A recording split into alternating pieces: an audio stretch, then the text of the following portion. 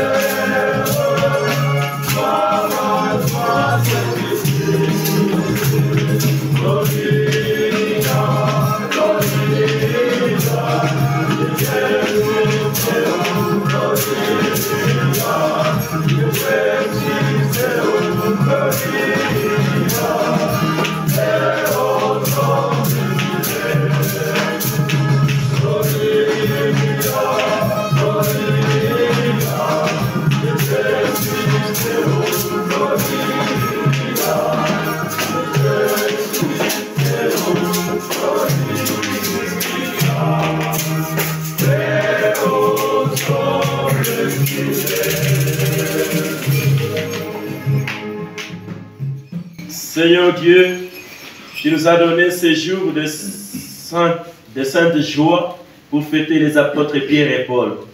Accorde à ton Église une fidélité sans faille à leur enseignement, puisqu'elle a reçu par eux la première annonce de la foi.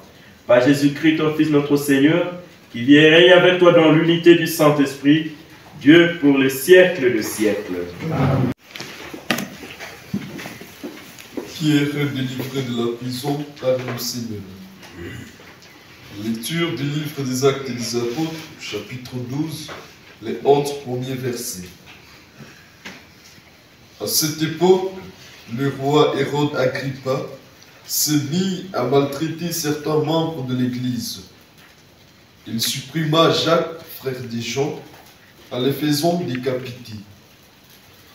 Voyant que cette mesure était bien vue des Juifs, il décida une nouvelle arrestation, celle de Pierre. On était dans la semaine de la Pâque. Il le fit saisir, emprisonné et placé sous la garde des 4 escouades des 4 soldats. Il avait l'intention de le faire comparaître à présence du peuple après la fête. Tandis que Pierre était ainsi détenu, l'Église priait pour lui devant Dieu avec insistance. Hérode allait le faire comparaître. La nuit précédente, Pierre dormait entre 2 soldats. Il était attaché avec 2 chaînes et devant sa porte, des sentinelles montaient la garde. Tout à coup surgit l'ange du Seigneur et une lumière brilla dans la cellule. L'ange secoua Pierre, le réveilla et lui dit: « Lève-toi vite. » Les chaînes tombèrent de ses mains. Alors l'ange lui dit: « Mets ta ceinture et tes sandales. » Pierre obéit et l'ange ajouta: « Mets ton manteau et suis-moi. » Il sortit derrière lui, mais ce qui lui arrivait grâce à l'ange, il ne se rendait pas compte que c'était vrai. Il s'imaginait que c'était une vision. Passons devant un premier poste de garde, puis devant un second. Ils arrivèrent à la porte en fer donnant sur la ville. Elle s'ouvrit toute seule devant eux.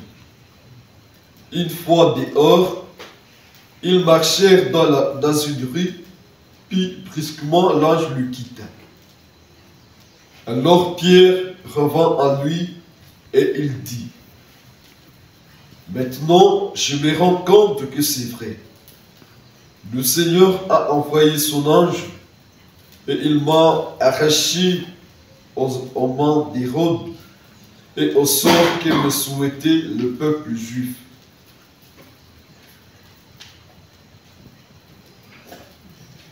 Parole du Seigneur. Comme est bon le Seigneur.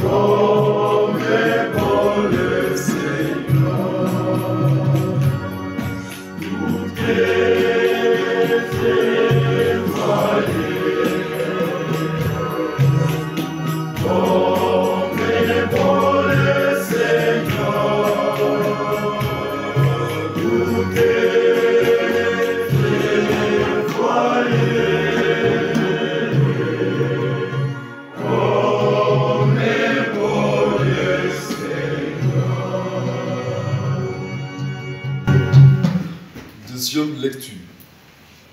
Confiance de Paul au soir de sa vie. Lecture de la seconde lettre de Saint Paul apôtre à Timothée, chapitre 4, du 6e au 8e, puis du 17e au 18e verset. Fils bien-aimé, me voici déjà offert en sacrifice, le moment de mon départ est venu. Je me suis bien battu, j'ai tenu jusqu'au bout de la course, je suis resté fidèle. Je n'ai plus qu'à recevoir la récompense du vainqueur. Dans sa justice, le Seigneur, le juge impartial, mais la remettra en ce jour-là, comme à tous ceux qui désirent ardemment sa venue dans la gloire. Tout le monde m'a abandonné, le Seigneur, lui, m'a assisté. Il m'a rempli de force pour que je puisse jusqu'au bout annoncer l'Évangile et le faire attendre à toutes les nations païennes. J'ai échappé à la gueule du lion. Le Seigneur me fera encore échapper à tout ce qu'on fait pour le nuire. Il me sauvera et me fera entrer au ciel dans ce royaume. À lui la gloire pour l'éternité. Amen. Parole du Seigneur. Du mal n'aura sur elle aucun pouvoir.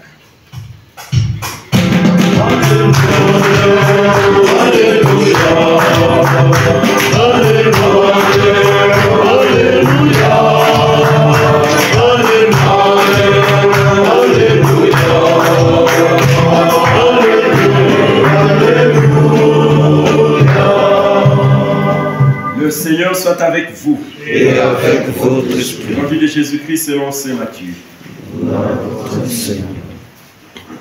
Matthieu chapitre 16, du 13e au 19e verset. Jésus était venu dans la région de Césarée de Philippe et il demandait à ses disciples, le Fils de l'homme, mais qui est-il d'après ce que disent les hommes? Ils répondirent, pour les uns, il est Jean-Baptiste, pour d'autres, Élie, pour d'autres encore, Jérémie ou bien l'un des prophètes. Jésus leur dit, et vous, que dites-vous? Pour vous, qui suis-je? Prenant la parole, Simon-Pierre déclara, tu es le Messie, le Fils du Dieu vivant. Prenant la parole à son tour, Jésus lui déclara, heureux es-tu, Simon, fils de Jonas. Ce n'est pas la chair et le sang qui t'ont révélé cela, mais mon Père qui est aux cieux. Et moi, je te le déclare, tu es Pierre. Et sur cette pierre, je bâtirai mon église. Et la puissance de la mort ne l'emportera pas sur elle. Je te donnerai les clés du royaume des cieux. Tout ce que tu auras lié sur la terre sera lié dans les cieux. Et tout ce que tu auras délié sur la terre sera délié dans les cieux. Acclamons la parole de Dieu. Louange à toi, Seigneur Jésus. Mes frères, bonjour. Bonjour. Tel qu'annoncé au début, nous célébrons la solennité de Paul et Pierre, les grands apôtres, qui sont des piliers de l'Église. Et vous voyez, l'évangile d'aujourd'hui nous retrace la fondation même de l'Église. La fondation de l'Église. Et l'Église est bâtie sur les apôtres, sur les rocs. La première partie de l'Évangile parle de l'identité de Jésus. L'identité de Jésus. Jésus qui demande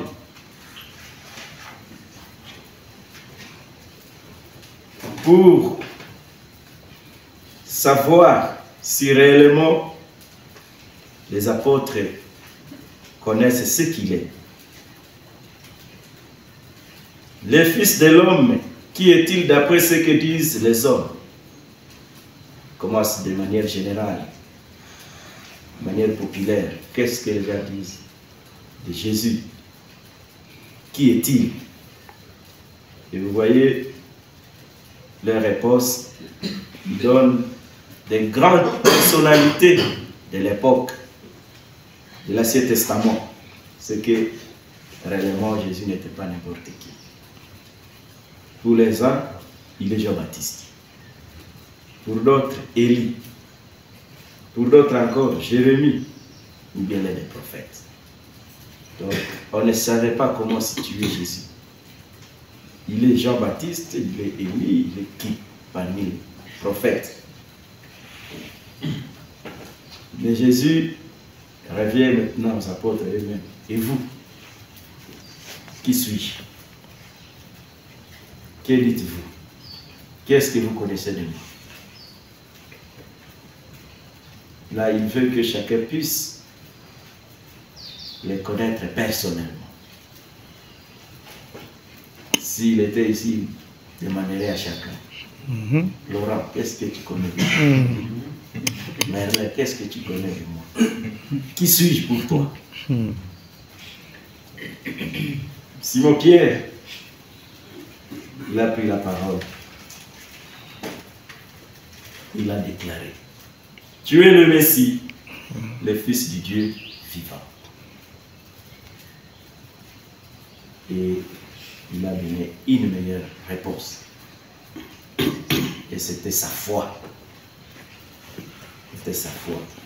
Et la foi est personnelle. Nous n'avons pas à nous arrêter seulement à ce que nous écoutons des autres, à ce que nous apprenons des autres. Mais ce que nous apprenons des autres doit nous aider à approfondir notre relation avec le Christ. Notre relation personnelle avec le Christ. Ce que nous apprenons de la Bible, des Saintes Écritures, nous aidera à approfondir notre connaissance personnelle de Jésus-Christ.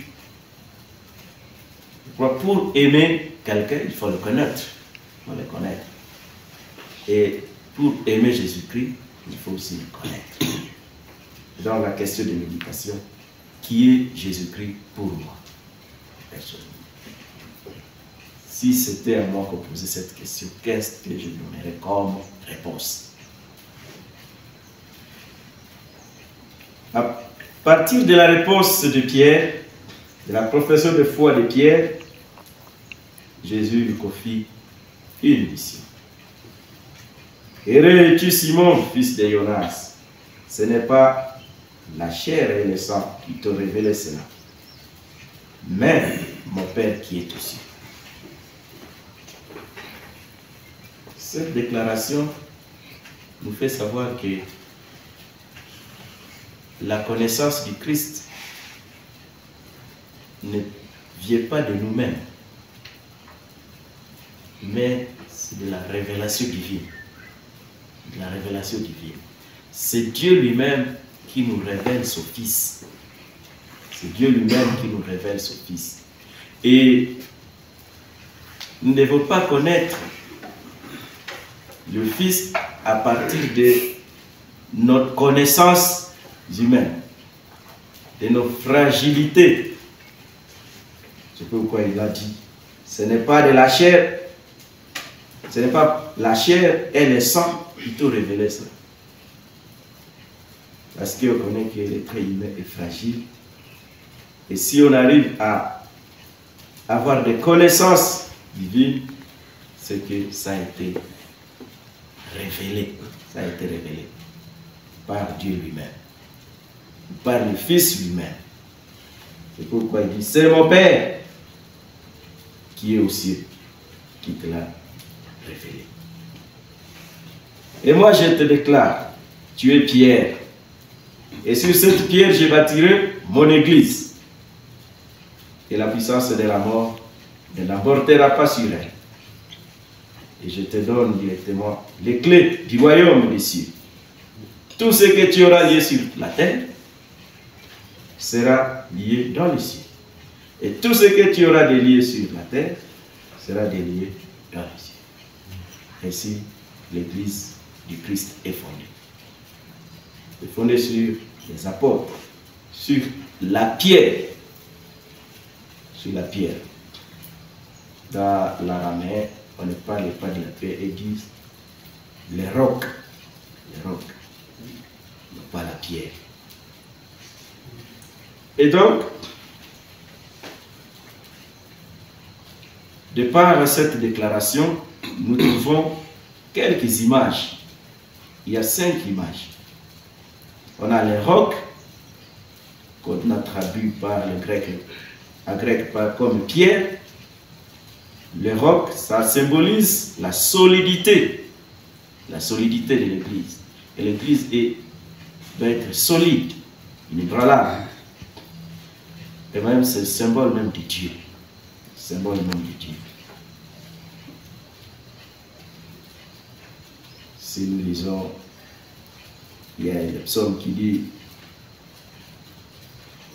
que Dieu, tu es mon rocher, ma citadelle. Et le psaume 71.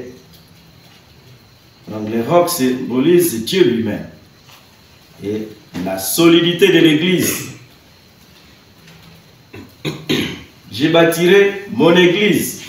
Deuxième symbole, c'est l'Église. Et vous tous en liturgie que vous avez étudié au officiel, on vous a dit que l'Église, c'est quoi? C'est l'assemblée convoquée par Dieu. L'assemblée. Et donc, c'est dans cette église qu'il y aura des assemblées des peuples convoqués par Dieu. Ceux qui veulent suivre le Christ doivent se retrouver dans l'église. Troisième symbole, on ne peut pas remettre la clé où il n'y a pas la porte.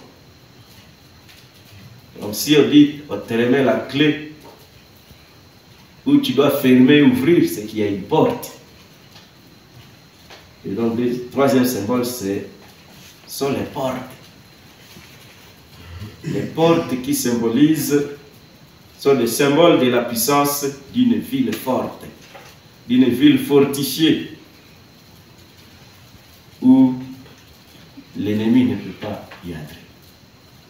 Les démons ne peuvent pas y entrer. La porte nous permet à protéger contre les voleurs, contre l'ennemi et contre d'autres intempéries. Et maintenant, les clés c'est pour ouvrir. C'est pour ouvrir. Donc, symbole du pouvoir. Quand on te remet la clé, c'est qu'on te donne le pouvoir. On te remet le pouvoir. Et donc, l'Église a un pouvoir. On ne peut pas s'improviser, ouvrir son Église. C'est le Christ lui-même qui a fondé l'Église, et cette Église est une sainte. Et une est sainte. Et quel est ce pouvoir? C'est de lier et de délier. Quand on dit tu as le pouvoir de lier et de lier, c'est le symbole de la totalité. Symbole de la totalité qui unit les contraires. Les contraires. Le bien et le mal. C'est qu'on doit lier ce qui est en harmonie avec. On va délier ce qui veut venir vers le Christ. Tout ce que tu auras délié sur la terre sera délié dans les cieux. Tout ce que tu auras lié sur la terre sera aussi lié dans le ciel. C'est que l'Église devient une porte du ciel. Une porte qui nous conduit vers le Père. Et l'Église donne, il donne à cette Église donc le pouvoir de sauver. L'Église a le pouvoir de sauver. C'est pourquoi le Christ lui-même appelle l'Église l'assemblée de peuples ressuscités avec lui. De peuples ressuscités avec lui. Et ce pouvoir est donné aux apôtres. Et c'est l'apôtre Pierre à qui on a remis ce pouvoir. C'est lui dont nous faisons mémoire, ou dont nous fêtons la solennité aujourd'hui. Et pour réaliser ce rôle de l'Église, il faut des personnes zélées, des personnes apostoliques, ceux qui ont le goût de la noce de l'Évangile. Et nous avons comme modèle Paul et Pierre, et qui ont été zélés. Pierre a annoncé l'Évangile à Rome, et Paul a annoncé l'Évangile à toutes les nations. À toutes les nations. Et tous ont accepté le martyre à cause de l'Évangile. Et à ce jour où nous célébrons cette fête, nous devons demander ces grâces de devenir comme Paul et Pierre dans la mission assomptionniste. D'aller étendre le règne de Dieu à nous et autour de nous. De rencontrer tous ceux-là qui sont menacés comme image de Dieu. Partout où Dieu est menacé d'alors. Et c'est là même qui nous fera la joie de célébrer l'indépendance. D'être des hommes, des artisans de paix. Des hommes qui sont contre l'injustice. Contre l'injustice. Ça, c'est la mission apostolique que nous avons en annonçant l'Évangile. Demandons cette grâce au Seigneur qu'il nous accorde les forces d'avoir les ailes apostoliques. Le Seigneur soit avec nous. Et avec votre esprit.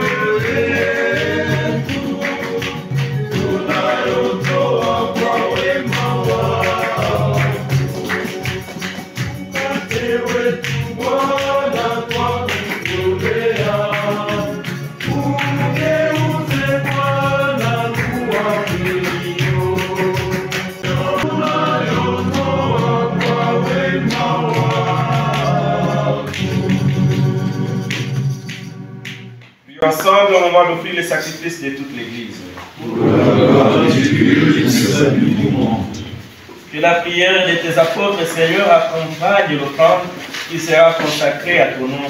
Qu'elle augmente notre ferveur envers toi pour célébrer le sacrifice par le Christ notre Seigneur. Amen. Le Seigneur soit avec vous. Et avec votre esprit. Nous élevons notre cœur. Nous les tournons vers le Seigneur. Rendons grâce au Seigneur notre Dieu. C'est là juste et bon. Vraiment, il est juste et bon pour ta gloire et notre salut de t'offrir notre action de grâce et toujours et en tout lieu. Seigneur Père Saint, Dieu éternel et tout-puissant. Car tu nous donnes la joie de célébrer en ces jours les bienheureux apôtres Pierre et Paul, celui qui fut le premier à confesser la foi et celui qui l'a mise en lumière. Pierre qui constitua l'Église naissante parmi les pauvres d'Israël, et Paul, maître et docteur des nations appelées au salut. L'un et l'autre ont travaillé par des voies différentes à rassembler l'unique famille du Christ. Dans le martyre, une même couronne les a réunis et ils reçoivent de par le monde la même vénération. C'est pourquoi avec le sang et tous les anges, nous te louons et sans fin nous proclamons. Béni soit celui qui vient au nom du Seigneur. Hosanna au plus haut. Toi qui es vraiment saint, toi qui es reçu c'est de toute sainteté, Seigneur, nous te prions. Sanctifie ces offrandes dans la sirène de ton esprit, qu'elles deviennent pour nous le corps et le sang de Jésus, le Christ, notre Seigneur. Au moment d'être livré, d'entrer librement dans sa passion, il prit le pain, il rendit grâce, il le rompit et le donna à ses disciples en disant: prenez et mangez-en tous. Ceci est mon corps livré pour vous.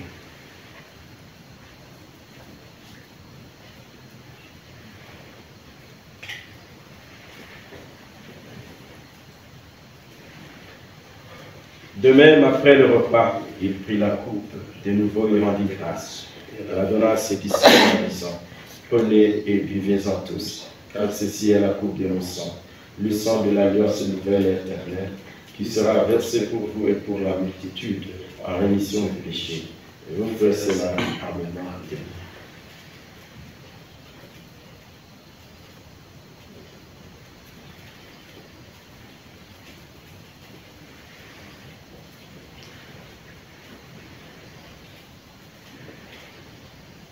Il est grand le mystère de la foi. Nous proclamons, Seigneur Jésus, nous proclamons ta résurrection et nous attendons ta venue de la gloire. En faisant ainsi mémoire de la mort et de la résurrection de ton Fils, nous t'offrons, Seigneur, le pain de la vie et la coupe du salut. Et nous te rendons grâce car tu nous as estimé dignes de nous tenir devant toi pour te servir. Humblement nous te demandons, à n'ayant pas ton corps et au sang du Christ, nous soyons rassemblés par l'Esprit Saint en un seul corps. Souviens-toi, Seigneur, de ton Église répandue à travers le monde.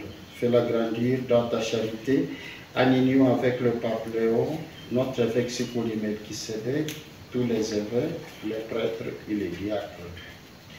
Souviens-toi aussi de nos frères et sœurs qui se sont endormis dans l'espérance de la résurrection. Souviens-toi du frère Stéphane Rousseff, du père Émilie Caffen, du frère Marie-Bernard Laurent, du père Guenaël Léviathan, le père Mexet Bruchot, le père Landon, le père Ido Frakena, le père Noël Bourmello, le père Albert Brouchy, le père Roger Kambare Kaosa et Abbé aussi Malumalu Moulou. Souviens-toi aussi de Marie-Laetitia, Julia et de Marie Lexel. Souviens-toi aussi des membres défunts de nos familles. Souviens-toi aussi de toutes les victimes des différentes guerres à travers le monde. Souviens-toi dans ta miséricorde de tous les défunts, accueille-les dans la lumière de ton visage. Sur nous tous enfants, sur nos parents, nos bienfaiteurs, sur les dirigeants de nos pays, sur toutes les personnes qui prient pour nous, sur toutes les personnes qui comptent sur nos prières, nous implorons ta bonté. Permets qu'avec la Vierge Marie, la bienheureuse Mère de Dieu, avec Saint Joseph, son époux, avec les apôtres et tous les saints qui ont fait ta joie au long des âges, nous ayons part à la vie éternelle et que nous chantions ta louange, ta gloire, par ton Fils, Jésus le Christ. Par lui, avec lui, en lui, à toi Dieu le Père Tout-Puissant, dans l'unité du Saint-Esprit, tout honneur et toute gloire pour le siècle des siècles. Amen. Notre Père, qui es aux cieux, qui est libre, Délivre-nous de tout mal, Seigneur, et donne la paix à notre temps, soutenu par ta miséricorde. Nous serons libérés de tout péché, à l'abri de toute épreuve. Nous qui attendons que se réalise cette bienheureuse espérance, l'avènement de Jésus-Christ, notre Sauveur. Grâce à ta gloire t'appartienne, le règne, la puissance et la gloire, pour les siècles des siècles. Seigneur Jésus-Christ, tu as dit à tes apôtres, je vous laisse la paix, je vous donne ma paix. Ne regarde pas nos péchés, mais la foi de ton Église, pour que ta volonté s'accomplisse. Donne-lui toujours cette paix et conduis la vers une paix parfaite, toi qui vis et règnes pour le siècle des siècles. Amen. Que la paix du Seigneur soit toujours avec vous. Et avec votre esprit.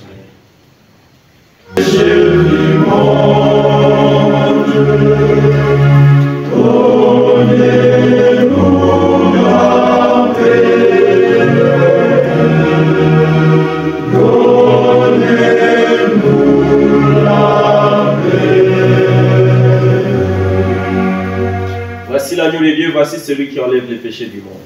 Heureux les invités au repas de noces de l'agneau. Seigneur, je ne suis pas digne de te recevoir, mais dis seulement une parole et je serai guéri.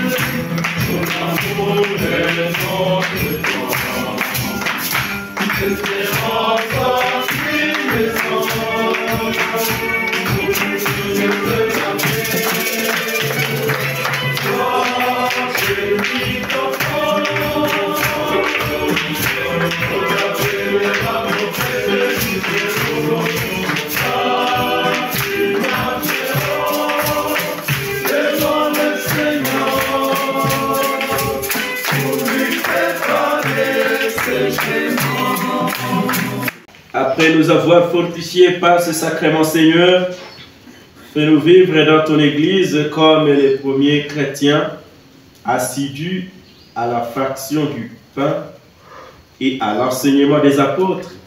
Nous serons un seul cœur, une seule âme, solidement enracinés dans tout l'amour, par le Christ notre Seigneur. Amen.